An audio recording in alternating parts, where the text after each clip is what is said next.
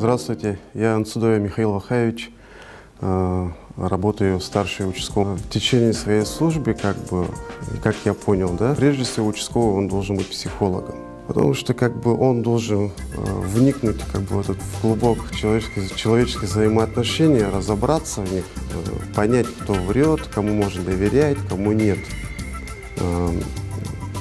Но для этого, конечно, нужны и определенный жизненный опыт, знания. Для нас первые помощники — это староста домов, староста подъездов, консьержки,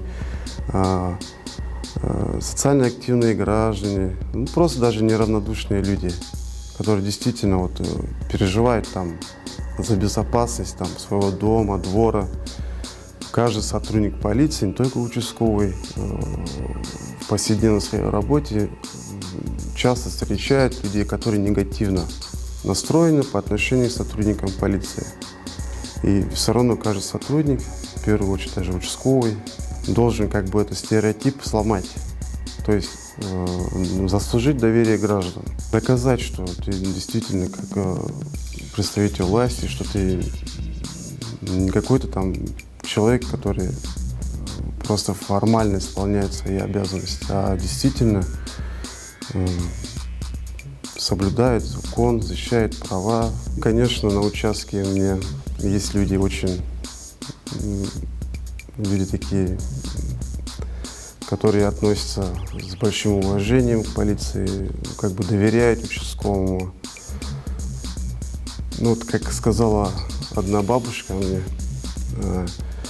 визит участкового — это как самая лучшая социальная терапия и психологическая помощь.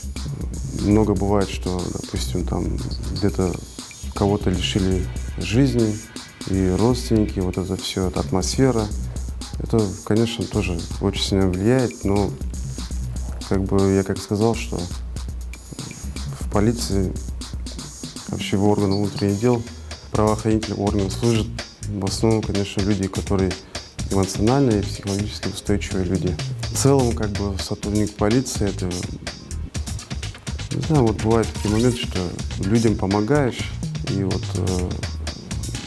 видишь, когда эти счастливые лица благодарят, все-таки кажется, что работа — это хоть и, может быть, в какой-то степени неблагодарная, но все равно ощущаешь, что долг исполнил, да, свой, что кому-то помог, что видишь эти счастливые лица, уже, даже стимул появляется как-то работать, интереснее бывает. Потому что не каждому дано, конечно, служить в органах внутренних дел, да вообще в целом правоохранительных органах.